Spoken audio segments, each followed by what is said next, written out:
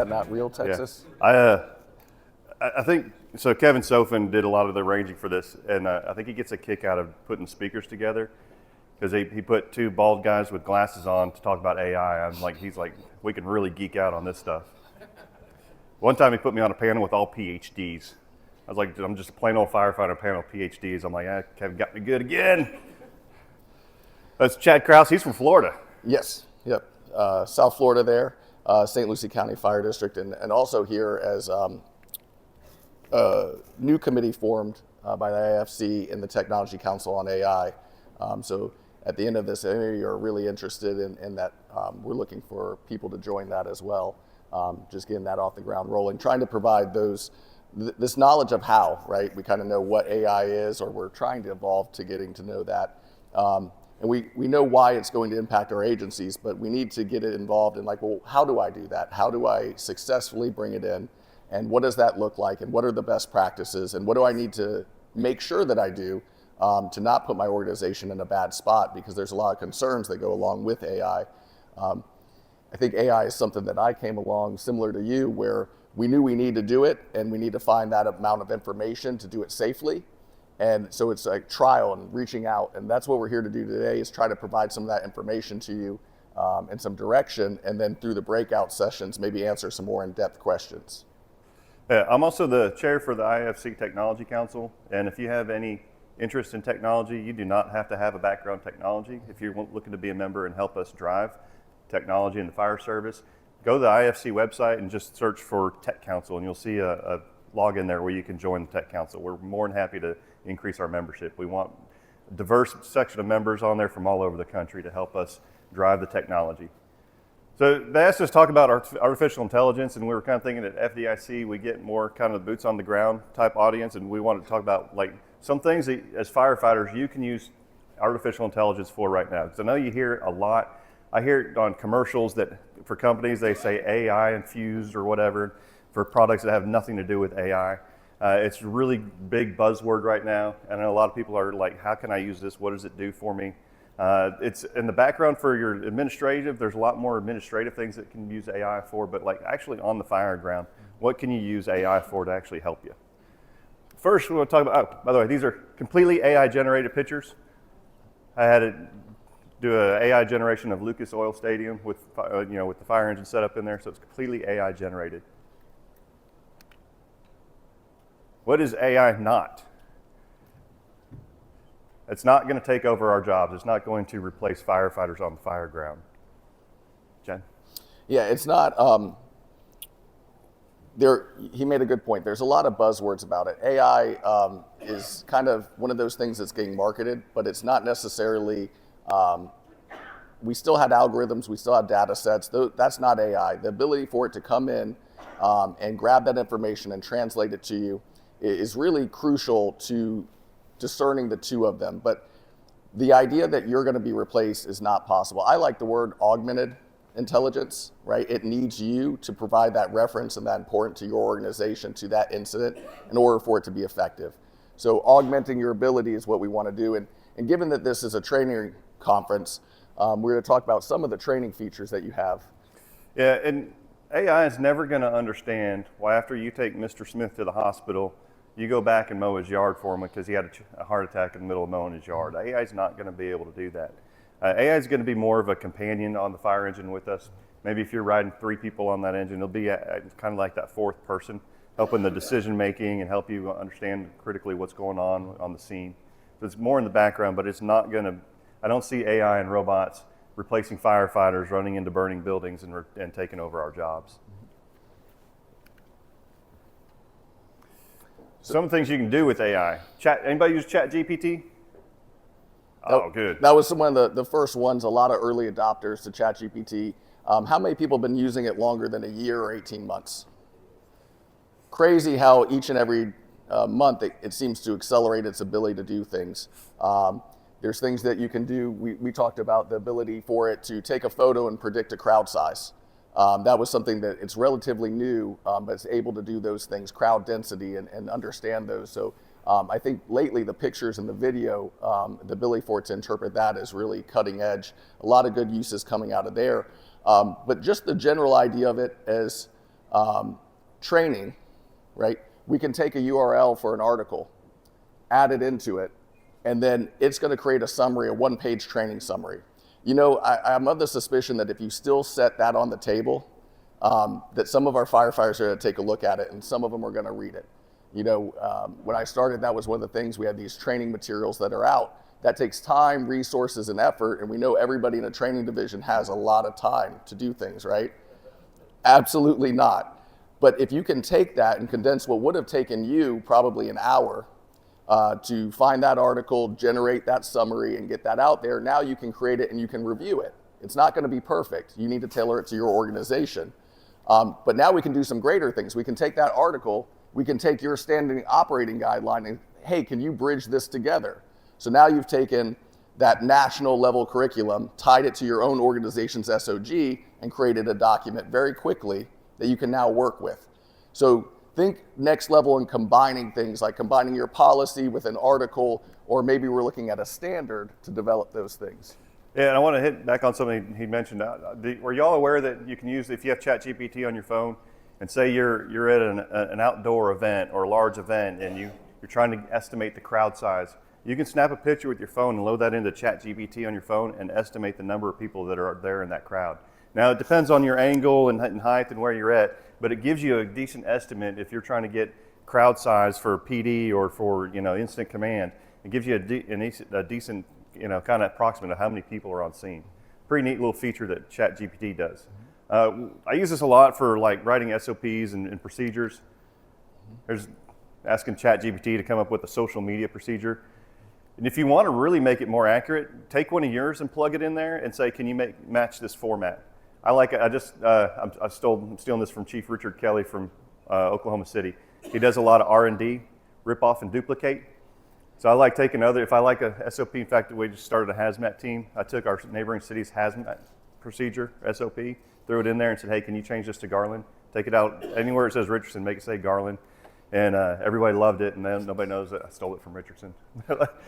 How'd you write this? And he's a right point, right? If you have a format or a type of language that you use within your policies, go ahead and load that in, that policy first, and say, hey, I want you to review this for writing style, the format, and in a second, I'm going to add, and not just one, add 4 or 5 other policies that you've looked at that you're like, hey, that looks good to me. Look at the 4 or 5, look for the consensus best practices, and create a new one in that format. And you get those really accurate results, but you still have to put your eyes on it. That's the most important thing we want to stress. You have to put your eyes on it to make sure that it fits your organization. It's augmented intelligence, meaning it still needs you. So that's the important point on those. Yeah. So training, I think training is going to be another realm that we can really use AI for right now. This is completely AI generated. So you can use this for size up training. What are your tactics on scene? Because you can get a lot more information from this than a picture. Picture, you don't really get all the information. You can do size ups with pictures. What's your first action? But you start using these videos, creating these AI videos, and you can get a lot more into your initial tactics. Where are you going to deploy your first hose line? You know, where are you going to park the apparatus? You can really use these for that kind of initial tactics and size up for training. How many people are using a video software to create some size up stuff for them? A couple of people have those. So with Sora, that's what we're using here. If you have a paid account, those clips get longer. So you really want to prompt it. I'm looking for a single story residential structure. I want to show heavy smoke coming from the front door, maybe this, maybe that, and just start working on it.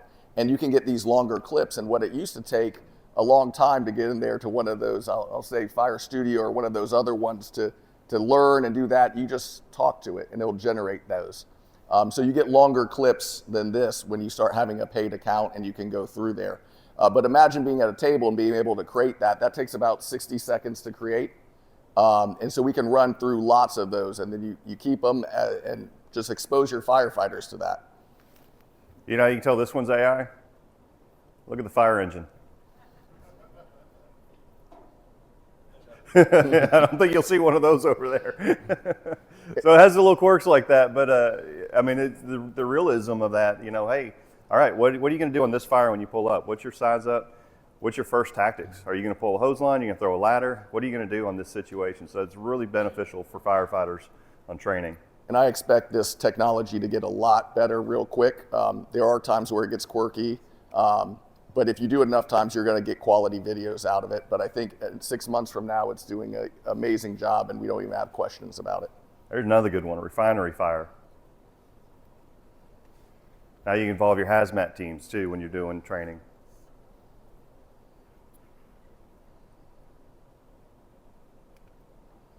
Way ahead of time. All right. Good. Oh, okay, we're all set. Yeah, we're way ahead of time. Notebook LM. Anybody heard of Notebook LM? A couple of people? That's another really cool, it's through Google, isn't it? Yep, so Google, that's one of the most effective ones that you have right now is Google Notebook. If you have a regular Gemini account, you still have access to it, even if it's free, you don't have a paid one. And the unique twist on this is where ChatGPT and some of these other ones are going out and it's grabbing all this material, Google Notebook allows you to add your own resources to it. And it's only going to give you responses based off of those resources you've added, and it's going to cite everything for you. So typically, you could grab an SOG, and then you could ask it questions about that SOG. You could ask it to make test questions for those that care about promotion and going through that process. If you're still in that, you can ask it to make a 50-question multiple choice test off of this material. You can combine SOGs and say, is there any, do these conflict in any way? We have 30 SOGs that were written at different times by different people. You can drop them all in there and have it compare those to find those inconsistencies. But it's resource-based. So that's an important thing to do. And you had a fact on the Gemini with a podcast. Yeah, the other thing on the SOPs too, if you have SOPs that reference other SOPs, when you go in there and change them, you can use these AI programs to go in there and find out, hey, where else is this reference, so I can go make sure I change those. Because I hate when we do procedures when we reference another one and change something, you forget to go in and change the domino effect that happens when that. But you can use these programs to help you identify where is it referenced again, so you make sure you keep all that up to date. Notebook LM is pretty cool, especially if you're studying for like promotional tests. You can drop and drag files in here. Push it twice. Here we go. So this is like a PDF I'm putting in there of an essentials manual. Just kind of dropping it in there. Ever think about how and it makes a podcast. It's completely AI from a PDF I dropped in there. Yeah. Just a couple of minutes. Yeah. I was looking at some numbers that show a modern fire in a house with bad ventilation can reflash in as little as 2 minutes. Wow, that's scary. Yeah. Especially when you think about older buildings taking over 8 minutes. Right. Makes you think twice about those safety rules and all that firefighter training. Definitely.